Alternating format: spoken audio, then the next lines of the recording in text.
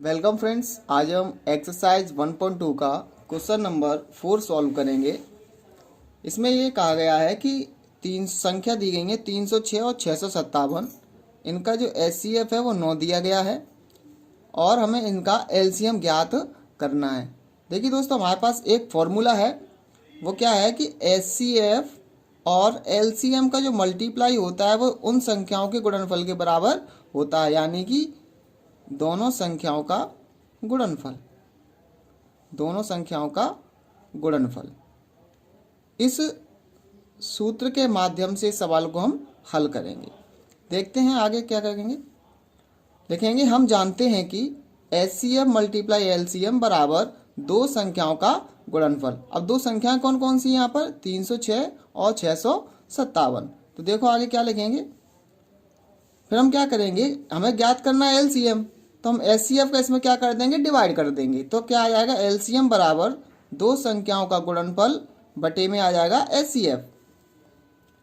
और हमें दिया क्या गया है कि दोनों संख्याओं का एचसीएफ जो है वो 9 है और संख्याएं कौन कौन सी हैं 306 और 657। आगे देखें, इसमें हम मान रखते हैं तो एलसीएम बराबर क्या हो जाएगा, दो संख्याओं का गुणनफल यानी कि 306 गुणित 657 और बटे में कौन आएगा एचसीएफ। एचसीएफ कितना दिया हुआ है 9। इनको अपन सॉल्व करेंगे और सॉल्व करके अपना आंसर प्राप्त करेंगे।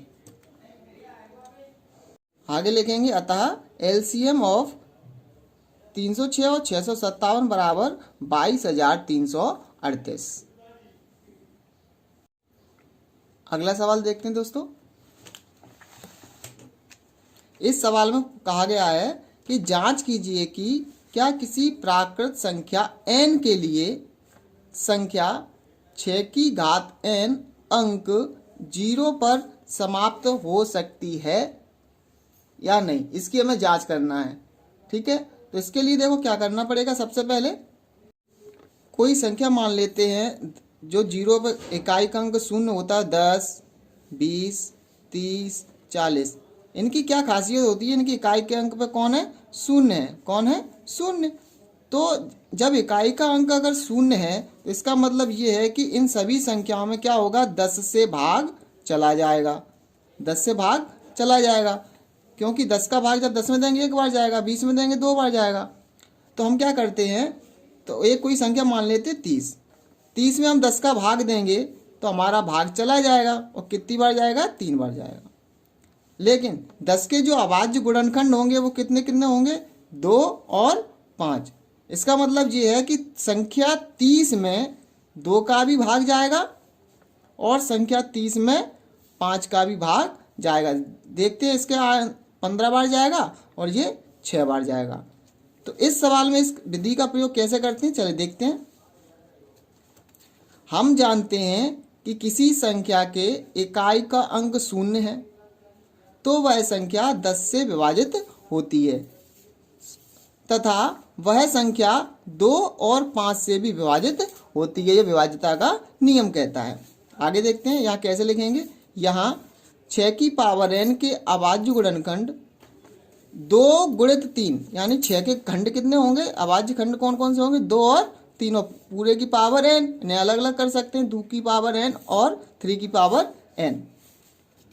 यहाँ हम देखते हैं कि चूंकि 6 की पावर n के अभाज्य गुणनखंड में 2 है, 2 तो है इसमें, किंतु 5 नहीं है, इसलिए 6 की पावर n जो है वो 10 से विभाजित नहीं होगा। आगे देखते हैं, अंक गणित की आधारभूत प्रमेय की अद्वितीयता से हमें यह निश्चित कराती है कि 6 की पावर n के गुणनखंड 2 और 3 है, इनके अतिरिक्त कोई अभाज्य गुणनखंड नहीं है। 6 के जो अभाज्य गुणनखंड कौन कौन से, 2 हैं और 3 है, इनके अलावा और कोई गुणनखंड तो है नहीं है। अतः किसी भी प्राकृत संख्या n के लिए संख्या 6 की पावर n अंक 0 पर समाप्त नहीं हो सकती। ऐसी कोई प्राकृत संख्या नहीं बनी है कि जो 6 की पावर n के रूप का हो और वो 0 पर समाप्त होती हो, अर्थात इकाई का अंक शून्य हो। प्रश्न क्रमांक 6 में कहा गया है, व्याख्या कीजिए कि 7 गुणित 11 गुणित 13 प्लस 13 और 7 गुणित 6 गुणित 5 गुणित 4 गुणित 3 गुणित 2 गुणित 1 धन 5 भाज्य संख्याएं हैं, क्यों हैं। ये हमें बताना है। भाज्य संख्या वे होती हैं जिनके 2 से अधिक अभाज्य गुणनखंड होते हैं। 2 से अधिक अभाज्य गुणनखंड होते हैं। और अभाज्य संख्या क्या होती हैं? वे संख्याएं जिनका केवल गुणनखंड कौन होता है? एक, और वह स्वयं संख्या, उन्हें क्या कहते हैं? अभाज्य संख्याएं। और 2 से अधिक अभाज्य गुणनखंड बन जाए तो संख्या भाज्य कहलाती है। आइए हम देखते हैं कि दोनों संख्या भाज्य हैं या अभाज्य हैं। इसमें क्या किया गया है, किसी भी संख्या को विस्तारित करके लिख दिया, गुणित और प्लस के रूप में लिखा गया। वास्तव में ये क्या है? पूरी एक संख्या है। ये क्या है? पूरी एक संख्या है। चलिए देखते हैं कैसे हल करेंगे। तो दी गई संख्या कौन कौन सी है? दी गई संख्या, पहली संख्या लेते हैं 7 गुणित 11 गुणित 13, और यहाँ लगा है प्लस का चिन्ह, प्लस 13। तो हम क्या करेंगे, इस पूरे में से, ये 2 खंड हो गए इसके, इस पूरे दोनों खंडों में से 13 कॉमन लेते हैं। जैसे ही हम 13 कॉमन लेंगे बाहर, तो इस खंड में से क्या बचेगा? 7 गुणित 11 ये लिखा है, प्लस प्लस 13 चले गए बाहर कॉमन में, तो यहाँ बचा 1। इन्हें मल्टीप्लाई करते हैं अंदर, 11 से 77 और प्लस 1, 77 में 1 जोड़ेंगे वो बन गया 78, 13 गुणित 78। इस संख्या को अपन ने गुणा के रूप में लिख लिया। यहाँ गुणित में था यहाँ तक, और यहाँ था प्लस, तो हमने क्या किया, इस पूरी संख्या को गुणा के रूप में लिख लिया। देखेंगे, देखते हैं। चूंकि दी गई संख्या के 2 से अधिक भाजक, मतलब भाजक का मतलब होता है कि भाग देने वाली संख्या, एक किसी भी संख्या का भाजक होता है 1, यहाँ 13 व 78 आदि।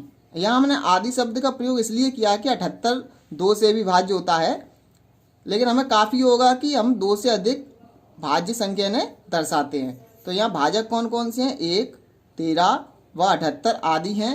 इसलिए दी गई संख्या क्या होगी? हमारी भाज्य होगी। यदि यहाँ पर केवल 2 भाज्य संख्या, 2 भाजक मिलते हैं यहाँ, तो ये कौन सी संख्या हो जाती? अभाज्य संख्या। दूसरी संख्या के बारे में चर्चा करते हैं। दूसरी दी गई संख्या कौन सी है? हमने नोट कर ली है। इसमें क्या करते हैं, यहाँ से लेके यहाँ तक ये खंड 1 है और ये वाला खंड दूसरा है। इन दोनों खंडों में 5 हमें कॉमन दिख रहा है। 5 हम जब कॉमन लेंगे तो क्या बचेगा?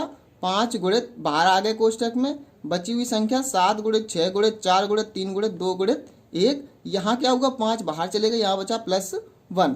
तो हम इनका गुणनफल करके +1 करेंगे।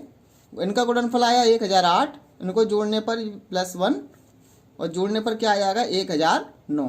5 गुणित 1009 आगे कैसे करेंगे देखेंगे। देखा, चूंकि दी गई संख्या के 2 से अधिक भाजक कौन कौन है?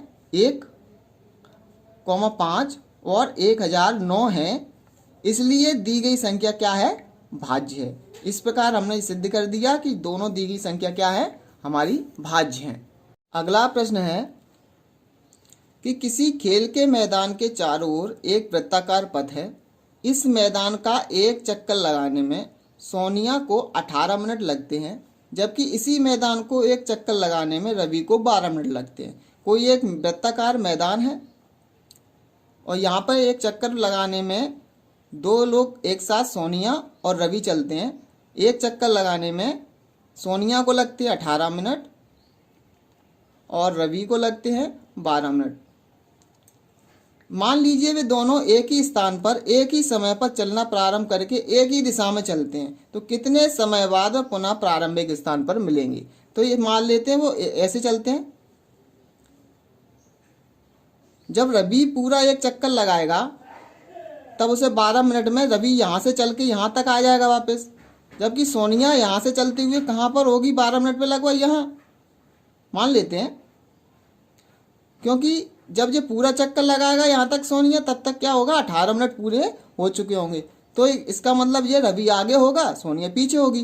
तो एक टाइम क्या होगा? फर्स्ट चक्कर में मान लो डिफरेंस है, पहले चक्कर में डिफरेंस है।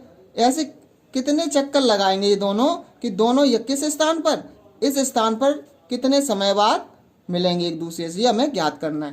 तो इसका जो आंसर होगा वो निकलेगा एलसीएम से, तो एचसीएफ होता है। देखते हैं आगे इसे कैसे हल करते हैं। यहाँ अभीष्ट समय ज्ञात करने के लिए एलसीएम 12 और 18 का ज्ञात करेंगे। 12 18 के एलसीएम ज्ञात करने के लिए क्या करेंगे? 12 के खंड लिखेंगे, 2 गुणे 2 गुणे 3, इसको घातांक के रूप में लिखते हैं, 2 की पावर 2 गुणे 3 की पावर 1। ऐसे ही 18 को लिखेंगे 2 गुणे 3 बराबर 2 की पावर 1 गुणे 3 की पावर 2। अब इनका एलसीएम जब ज्ञात करेंगे तो यहाँ पे हाईएस्ट कॉमन ले लेंगे। इसमें कॉमन कौन 2 है, 2 की हाईएस्ट पावर कितनी है 2। इनमें कॉमन कौन से 3, और 3 की हाईएस्ट पावर कितनी है 2, और कोई गुणनखंड बचा नहीं है। तो आगे से सॉल्व करें, 2 का वर्ग होता है 4, 3 का वर्ग होता है 9, तो 9 का गुणे 4 में करेंगे तो हो जाएगा 36। आगे लिखेंगे, पूछा गया था कितने समय बाद वे पुनः प्रारंभिक स्थान पर मिलेंगे, तो लिखेंगे अतः 36 मिनट बाद वे पुनः प्रारंभिक स्थान पर मिलेंगे। यहाँ पर आपका ये प्रश्न का हल समाप्त होता है। ये वीडियो आपको कैसा लगा कमेंट बॉक्स में आकर जरूर बताएं, और पसंद आया हो तो लाइक करें और अपने साथियों के साथ शेयर करें। धन्यवाद।